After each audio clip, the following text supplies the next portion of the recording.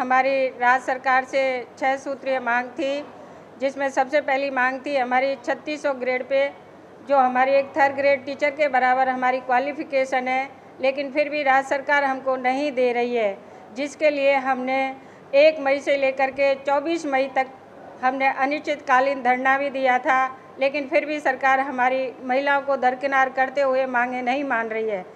दूसरी बात है हमारी पदनाम परिवर्तन, जो हमारा बिना वित्तीय भार की मांग है। जो हमारे सीनियर कंपाउंडर हैं उनका पदनाम परिवर्तन 12 मई 2022 को कर दिया गया, लेकिन फिर भी हम महिलाओं को छोड़ दिया गया। तो हम राज्य सरकार से यही कहना चाहेंगे कि जो 35,000 हम एएनएम एलएचबी जो धरातल पर काम करती हैं, एक मेडिकल विभाग की रीढ़ की हड्डी हैं, उनका भी पदनाम परिवर्तन नहीं किया गया है। तो हम राज्य सरकार से कहना चाहूँगी कि जो हमारी बिना वित्तीय भार की मांग है वो हमारा पदनाम परिवर्तन कर दिया जाए। तीसरी मांग है हमारी पदोन्नति। हर डिपार्टमेंट में पदोन्नति की जाती है, लेकिन हमारे मेडिकल विभाग में हमारी एएनएम से ही एएनएम रिटायरमेंट हो जाती है, चाहे वो 24 साल की सर्विस कर ले, चाहे वो 37 साल पे नौकरी कर ले, लेकिन फिर भी हमें पदोन्नति नहीं दी जाती है। एक हमारी बीएचएस की पदोन्नति थी जो हमारी 17 साल के बाद में 2022 में खोली थी, लेकिन वो ना के बराबर है। मात्र 19 बीएचएस फीमेल को बनाया गया है, जिनकी स्पष्ट गाइडलाइन भी जारी नहीं की गई है। चौथी मांग है हमारी सर्विस रूल्स। जब हमारी राज्य सरकार भर्ती निकालती है तो वो निकालती है हमारे सीनियर से, लेकिन जो हमारी जो क्वालिफ़िकेशन है वो 10th प्रवेश पे ही निकाली थी पहले, लेकिन अब उन्होंने सीनियर कर दी। तो हम राज्य सरकार से ये कह रहे हैं कि जो भर्ती निकालती है उस पे सीनियर से तो निकालती है, लेकिन जो हमारे सर्विस रूल्स हैं उसमें कोई परिवर्तन नहीं किया गया है। तो हम राज्य सरकार से यही कहना चाहूँगी कि वो हमारी सर्विस रूल्स में हमारे जो नियम हैं उनको संशोधन कर दिया जाए, 10वीं से उन्हें 12वीं कर दी जाए। और उसके बाद है हमारी एलएचबी का जो पदनाम विलुप्त हुए थे, हमारे एलएचबी का पद पीएससी और सीएससी पर जो पद विलुप्त किए थे उनको बहाल किया जाए। हम चाहते हैं कि हमारी जो पीएससी और सीएससी पे जो हमारी बहनें काम करती है वो हमारे पदों को विलुप्त कर दिया गया, क्योंकि एक पीएससी के अंडर 50-50 और 55-55 हज़ार की आबादी के अंडर में हम एएनएम एक ही काम करती है। तो हम राज्य सरकार से ये कहना चाहेंगे कि जो पद विलुप्त किए हैं उन पदों को तुरंत रूप से बहाल किया जाए, ताकि जो टीकाकरण है, अंतराल साधन है, नसबंदी है, जो हमारी माताएं बहनें जो हमारे पास आती हैं उनकी उम्मीदों पर हम खरा नहीं उतर पाते हैं। उसके बाद है हमारी जॉब चार्ट। जो एएनएम और एलएचबी के लिए जितने भी कार्य आते हैं वो हमारे कार्यों से मतलब अलग करके कार्य दिए जाते हैं, जबकि हम चाहते हैं कि हमारे जॉब चार्ट के अनुसार ही कार्य करवाया जाए। उसके बाद है हमारी जो पहाड़ी क्षेत्र हैं, जो दूरगामी क्षेत्र मरुस्थलीय आबादी है, आउटरीच सेंटर पर जो गांव है 1000 की आबादी पर एक एएनएम की पोस्ट भी जारी करी जाए, लेकिन वो अभी तक नहीं कर रही है। क्योंकि जैसे डूंगरपुर ले लो या बांसवाड़ा ले लो, वहाँ नदी हैं, नाले हैं, वहाँ भी 6-7 हज़ार की आबादी पर एक ही एएनएम कार्य करती है। तो हम चाहते हैं कि ऐसे क्षेत्रों में एक सब सेंटर पर 2 एएनएम लगाई जाएं। और हम ये जो पदोन्नति हम चाह रहे थे कि 10 साल पे हम एएनएम से एलएचबी का चाहते हैं, और 18 साल पर हम एलएचबी से बीएचएस में चाहते हैं, और जो 27 साल पे है वो बीएचएस से डीएचएस में चाहते हैं। लेकिन डीएचएस की जो पदोन्नति है वो आज तक नहीं खोली गई है। तो मैं राज्य सरकार से यही कहना चाहूँगी कि वो हमारी ये जो डीएचएस जो फीमेल की है उसे खोल दिया जाए। एक हमारे 1486 सब सेंटरों की वित्तीय स्वीकृति थी जो 2012 और 2013 में, उस वक्त हमारे जो चिकित्सा मंत्री साहब थे वो थे हमारे दुर्रू मियाँ जी।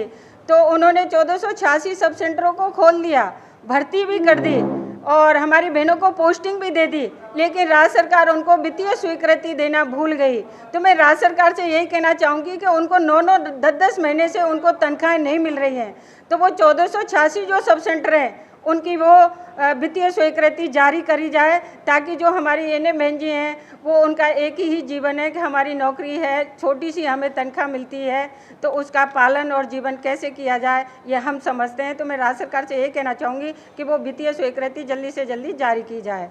दूसरी बात, मैं इस मीडिया प्रिंट माध्यम से मैं कहना चाहूँगी कि राज्य सरकार से हमने 1 मई से लेकर के और 2024 मई तक हमारा एक अनिश्चितकालीन धरना चला था, जो शहीद स्मारक पर चला था, और राजस्थान की हमारी एएनएम एलएचबी बहनें थी वो हड़ताल पर थी। हमारी ये जो 6 सूत्रीय मांग थी उनको अभी तक राज्य सरकार ने जारी नहीं किया, जबकि हमारी जोन डायरेक्टर हैं हमारे हेल्थ विभाग के, उन्होंने हमको टाइम दिया था कि 20 जून तक अगर आपकी मांगें पूरी हम करने का पूरा आश्वासन देते हैं। उसके बाद हमारी शिप्रा मैम है जो हमारी एसीएस है, उन्होंने भी हमें आश्वासन दिया था कि आपकी मांग जायज़ है, बिना वित्तीय भार की जो पदनाम परिवर्तन है और जो तुम्हारी ये 1486 सब सेंटरों की वित्तीय स्वीकृति है उनको हम जारी करवा देंगे। लेकिन मैं राज्य सरकार से कहना चाहूँगी कि आज 5 तारीख हो गई है और 10 दिन हमको हो गए हैं, लेकिन अभी तक हमारी किसी भी मांग पर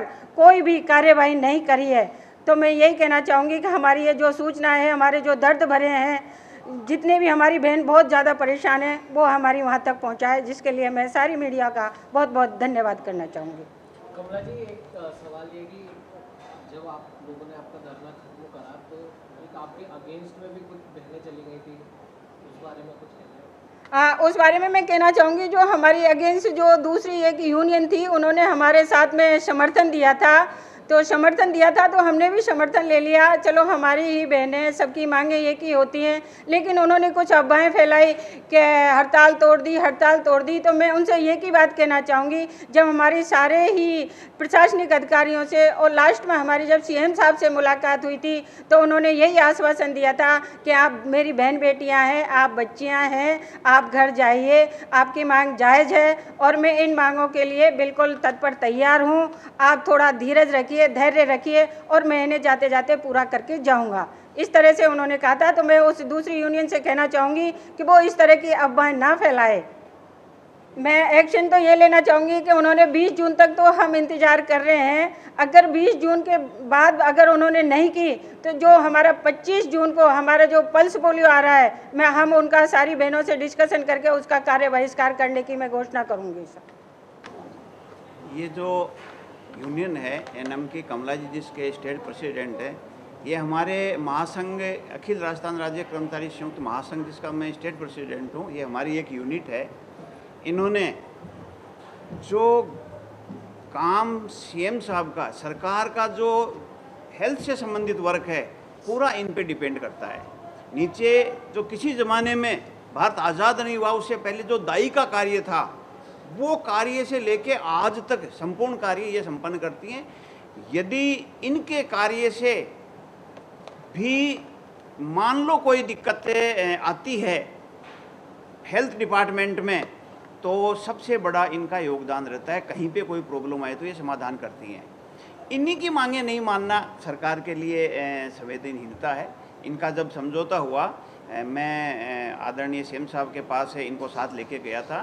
सीएम साहब ने अक्सर से कहा था कि सुब्रा मैम एसीएस हेल्थ हैं, अखिल जी अरोड़ा एसीएस फाइनेंस हैं, इन दोनों से उनकी वार्ता भी हुई थी और उन्होंने कहा था कि जल्दी से जल्दी हम ऑर्डर पारित कर देंगे, परंतु नहीं तो अभी तक देखो इनकी छुट्टियां मंजूर हुई है। उस पीरियड का क्या होगा, कैसे होगा, कैसे, ये भी बहुत बड़ी गलत बात है।